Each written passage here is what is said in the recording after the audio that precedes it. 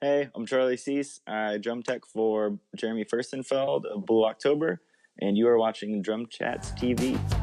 I hope you're happy. I hope you're good. Hey everyone, you're watching DrumChats TV, and I'm sitting in front of my friend Charley, who I met last year sometime. Yeah, Charley is a drum tech for Jeremy. How are you doing, man? I'm good, man. How are you doing? Good. You guys got off of Europe pretty recently. Y'all were over there for a month? Is that right? Yeah, it was just over a month, I guess. And we got back about a week ago. Okay. Yeah. What's that like touring? We'll get into the touring in general, but what's that like for you, like touring overseas versus in the States? Like, is there much difference, or is it just stuff you have to deal with, like backline or anything like that? There's the variables are, I guess backline, because it's pretty much like a no turning back fly date type thing. Mm-hmm. With there's the language barrier, and there's the adjusting, to the time difference when you get over there, and then a month coming back, right when you're getting really like adjusted to it naturally. It's like, oh cool, I've got to go back to the US now that I'm so it's like, yeah. But other than those things, it's really fun. Cool. It's just a totally different experience. You do, it almost can feel like Groundhog Day doing the same, production, same show, on a album cycle. And then you get to go over there and you have a backline package, and you're in different places where there are the variables. So it just makes it kind of fresh and something new. It's nice. Right. Definitely a good change of pace for sure. Cool, man. How do y'all usually visit the same cities each time you go to Europe? Because whenever I met Jeremy and Matt, last year they had just gotten off the Europe tour. Is it usually the same cities, or do y'all ever change places? There's everything's so close that I feel like this year, I know I was with them last year, and I know we did a couple places that we had skipped, and I can't say exactly, how far these cities are apart from each other, but I think sometimes you can kind of go somewhere if, your main draw is in, a closer city, or it is that city. We definitely added a lot this year. Okay. And did different venues, stuff like that. So it's kind of hard to say. I'm trying to think of last year. I mean, there's definitely all your major cities that you would do if you're going over there, like London, Berlin, Amsterdam. Yeah. And I mean, so many more. I'm all like, out of 18 dates, I'm naming like 4. But yeah, typically it's definitely the same, and the goal is to add to it. Right. Is what it seems like to me. Of course. So cover more ground if you're going to be over there. Sure. I wondered how different it was in Europe, even with just the production in general. Like with your job, you're dealing with gear, but like you guys had me out whenever y'all came through Nashville. I came and visited y'all and saw the stage and checked out the rig during sound check and stuff. And I was wondering how different it looked in the States that it would over in Europe, as far as like the lights that Jeremy made or things like that. Like, does it change drastically that way? Yeah, because I mean, we weren't carrying those. Those have been retired now, which is sad, because I loved those trees. Those are cool. Jeremy's trying to figure out a way to put them in his backyard. He's like, I just gotta figure out a way where, they're waterproof, so if it rains, they'll be all right. But when I figure that out, they're going to my backyard. Nice. But yeah, so we don't tour with a lighting package. We carry our backdrop, so it's somewhat the same aesthetically. This tour was actually very different, because for the first time since I've known them or seen them play, we changed the stage plot. So Jeremy is stage left now. Oh, and wow. Okay. yeah, and Matt Noveskey is stage left, and there's no guitar player stage left. He's stage right now, and the risers are on a rake, so they're more. Yeah, it's cool. It gives Justin room to move around, Yeah. like up and down stage center, and it's really it looks great. But it was going into not having our risers with us, so you're going in to different riser heights, or the metric system. So you have like just a oddly shaped riser than different than what you're used to. It's really shallow but really wide. So it's it can look different, but I mean, now we're all used to the stage plot, so I'm excited to see it with our lighting package and with all of our gear. Cool. It'll be cool. Yeah. Well, let's go ahead and back up to your history. You were telling me earlier that before you met Jeremy, you were playing for a band and touring and stuff. When did you start playing drums yourself? I started playing. It's hard to say whether it was like 8 or 9. Okay. I wanted to play drums really bad, and my dad did this really smart thing that, I guess I'm impressed that he thought of this, but he's a musician. So basically, he knows that every kid wants to play drums. It's one of those things where I don't know a kid who hasn't at one point said, I want to play drums, and they're so expensive, it's such a commitment. And I feel like I've seen so many people that have kits that are just collecting dust. Right. And so what he did was, I think it was my eighth or ninth birthday, maybe 8th birthday, he got me a snare and was like, all right, here you go. So kind of wanted to see if I would actually stick with it. Yeah. And sure enough, like a year went by and I was just in my room playing snare to everything from Oasis to Bone Thugs and Harmony. Nice. Which was like really cool. And I wish there was recordings, because I want to know what I would have played to those things with just the snare. But so I'm sure I drove them crazy, but he just wanted to see if I was actually interested. And then we moved to the UK, and I had a go-kart at the time because I lived in Louisiana, and I had to sell it because I guess we couldn't bring it. And he used that to get me a kit, and I never stopped after that. So yeah, like 8 or 9, something like that. Snare when I was 8. I got a kit when I was about 9. Okay. So yeah. Did you like grow up starting bands with other people, or like when did you start playing in groups? I started playing in bands when I was 13 and really like jumped into doing shows right off the bat. Cool. Yeah, I lived in like North Houston, and there was this little venue called Java Jazz, and they like, it was a coffee shop thing, and we played there, and then the guy kept upgrading it and turning it into a real venue, and then he started bringing some bands that I still listen to through there, and would give us the opening spot, which is pretty crazy. Yeah, it was awesome. So yeah, I started playing when I was 13, and tried to play as much as I could, and have once again, never stopped. Right. So at what point did you meet Jeremy, like in your playing history? At how far in did you meet him?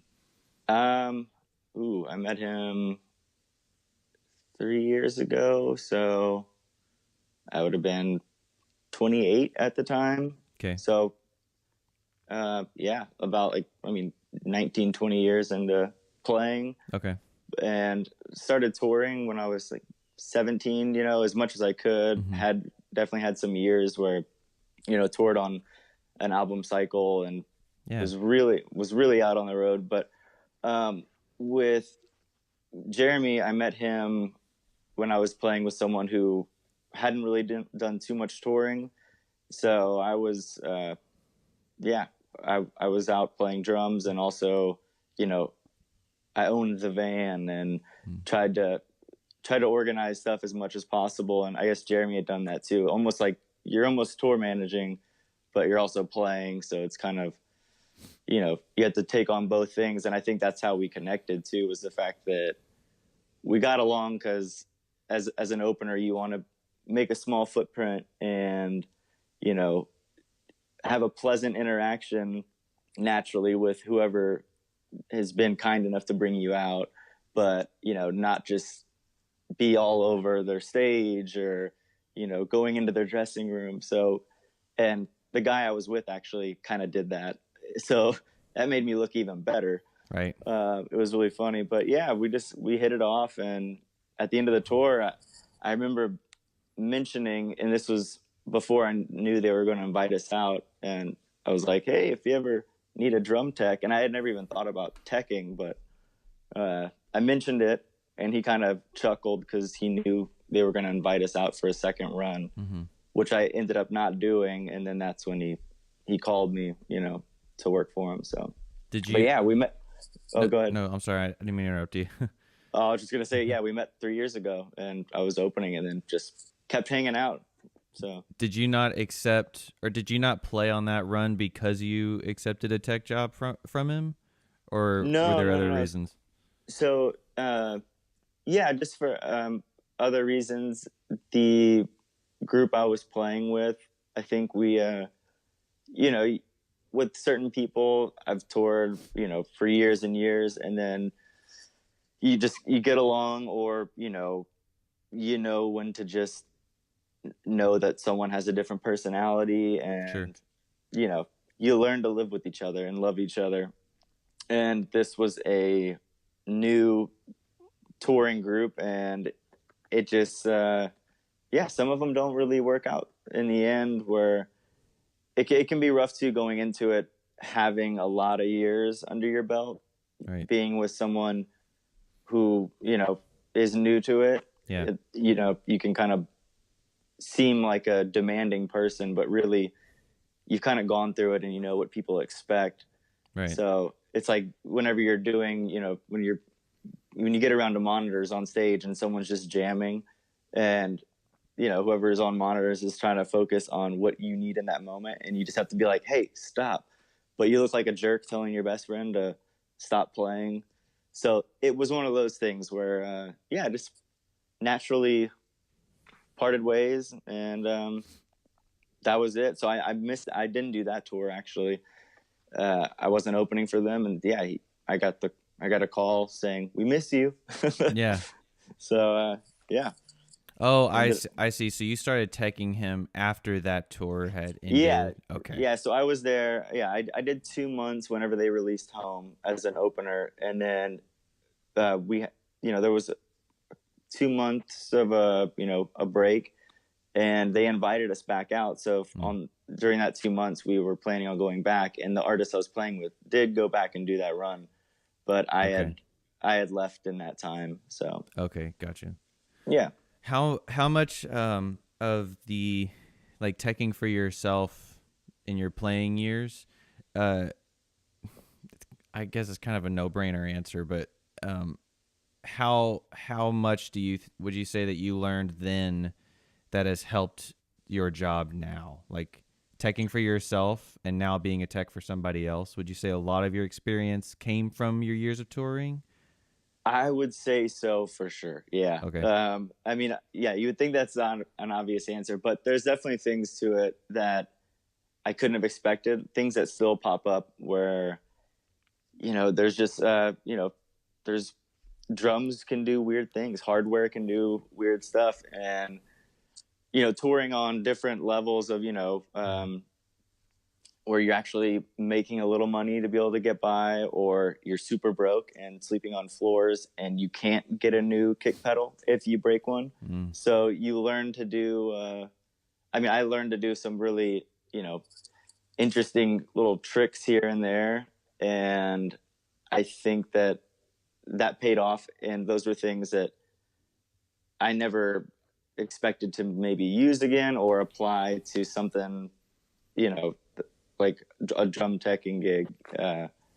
So it's helped a lot for sure. Right. Definitely helped. Yeah. And I know that, I mean, when you're teching for yourself and, doing, loading in, loading out, and setting up every night, playing for an hour and a half, and you want to take care of your gear, there's so many things where it's exhausting instead of just going in and knowing that you're not playing the show. I mean, you are, in a sense. I mean, it feels like it, but your main focus is everything that you've always wanted to do in your day of setting up your kit on tour, being like, wow, there's all this time. Right. Because, I got to wait for monitors to be rung out, or, front of house to do stuff. Or so I get more time to use all the cool things that I wanted to do, or things I was normally doing for myself really quickly in my small window on tour. So yeah, it's everything applies still. You still use all the things that you learn for, like, doing it for yourself. Okay. You and I were talking a second ago that we were talking about the recent podcast episode we did on tech bags, and Dave and I were talking about just like the backup stuff to have, or how to prep your kit so it's easier. And so it was really timely that I was able to snag you for this interview right after that episode. I think I told you I work for Drum Paradise here, and so I've gotten some experience with teching, so to speak, more cartage than anything, but seeing what goes into at least learning the player's setup, so you just kind of know what they like and what their preferences are. Totally. What's that like for you as far as having, as far as just knowing what to expect for Jeremy, or just in a general sense, like how to tune his kit the same, the sound you're trying to get, like on a day-to-day basis, what does your job look like? So one of the cool things was when I showed up, Jeremy had a tech before, and I watched the interview you did with him, actually, up at Up Down Studios. Yes. And I know you mentioned that. Yeah. So whenever I came along, he was really prepared. And I think it was just from years of touring, and also maybe from having a tech in the past. But he has always been really smart on what he carries with him. So it ended up being one of those things where we ran into so much stuff that he was carrying that I was carrying with me going into it. So, he got to take his tools out and leave them at home, knowing that I had my drill. I had, every little thing you could really need when it came down to it. We kind of had like a mirror image set of tools and stuff like that. But he has a lot of extra little parts. Like Yamaha is really great to him, and they're awesome whenever if anything's going to go down, they'll send a backup and then send a second too, so we have extra stuff like that, really, strange stuff. Like we have different throw offs for different Yamaha snares with us. Okay. We pretty much have a backup of everything for sure. And if I have a feeling that the main one is going to go down on anything, Jeremy and I usually get another backup before we have to use the backup. Right. It's because sometimes your backup might not work and you haven't checked it in a little while, and you're like, oh man. So he's really great about that after taking care of himself for so many years. And, sure. And then when it comes to what he likes on the kit, the fun thing is I think this was part of us, hitting it off. There'd be moments whenever I was loading in and he would be, working on a floor, like his floor tom or something. And I could hear it from across the deck when I was like loading in my drums, and I could see him being like, oh, I just can't get it. And it was just maybe a weird room. So I'd be like, hey man, you want some help? And it was just kind of like, we had fun doing it and have fun and happen to enjoy the same sounds. Yeah. So it's one of those things where we kind of, my kit is, you know, tuned differently. I mean, I tune my kit differently for whatever I want it to apply to in that moment, for sure. But for him, there's definitely a sound, and it's really low, punchy toms. And yeah, I mean, I know what he wants, and I think at this point, sometimes you're like, is that'd be what I want too, or is it just that I've been tuning drums to sound like this, you know, every day, that this is what I love? But no, I think it's actually the sound that we both really want out of drums, you know. Okay. So it's more fun. It's not as much of a like, oh, like this is what he expects, you know. It's more of a like, oh, this sounds awesome, yeah, this is great, and we're hanging out together. Right. So it's really it's cool. Yeah, with everything we carry, you know, we're both just as excited about it. Yeah. Like every snare we have out, we're pumped to use it. We're, you know, excited when we show up to backline kits. It's like, ooh, you know, even if it's a really old kit that might be a little beat up, it's like, this is awesome. We've never played on one of these, so let's have fun with it. Yeah. So that's a good thing about, you know, working with him and what we carry and what we expect from everything we have with us. Right. If that answers your question. Yeah, for sure. How close by are you, like, during the show? Like, I guess your tech station would be if something were to go wrong. Like, how quick? Like, do y'all prepare ahead of time for the most likely situations, or is it just kind of you can't really tell until it happens? You know, so you can't tell until it happens, but I think from sitting there, so I am stage left of him, and, you know, try to stay hidden, usually behind like a bass cab or something. And which is helpful because since he's on a riser and I'm low, I basically am at eye level of everything that could go wrong. Like, I'm watching the beater, you know, and I know that day or every day I'll, you know, tighten it down so the actual beater isn't going to rotate and then put a dent in the kick and then tear, you know, in the head and tear it. It's like you think of every possible thing sitting there watching. Yeah. And you know, and there's weird stuff that, like, you know, the snare trigger will be firing, and then for some reason, the way, you know, with the loom, that the snare trigger seated in the back of the DTX, out of nowhere, it gets to a song that needs the trigger. And right before it starts, I look up and it's like, I can see that it's just unseated itself a little bit, which is so weird. And I'm like, hop up and just take care of it. It's really funny. You catch the weirdest things, and typically before they happen, hopefully before they happen. Right. So I have my backup things though, where I know that everything before showtime, I want everything to be accessible. Yeah.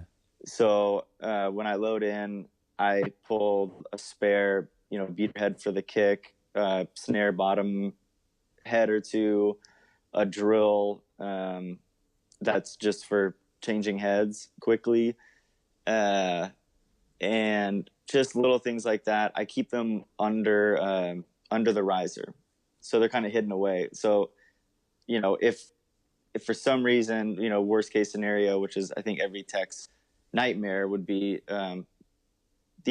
basically ripping the beater head on the kick. Yeah. So I know that every day that goes under there immediately. And hi-hat, you know, spare hi-hat stand, spare kick pedal, just things that I would need close by that if it goes out, he's going to need it right then and there. Yeah. Like ears, backup pack, and then spare cymbals and, you know, in the bag that rides in our, you know, big flight case.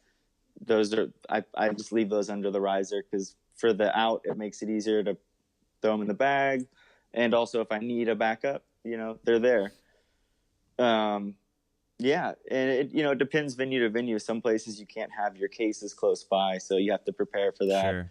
Some places you can, and it's great. You know, I know that the tray, like the lid of, you know, our drum vault is, you know, about 20 feet away. And if I need it, I can just get it. So those days are a little less stressful, but otherwise I have a system for anything that could go wrong in that moment being, you know, within arm's reach almost. So yeah. In the event that he does split through his kick drum head, how Don't say that. I'm just kidding. I know, knock on wood, right? Yeah. Has that ever happened, like live? No, we have had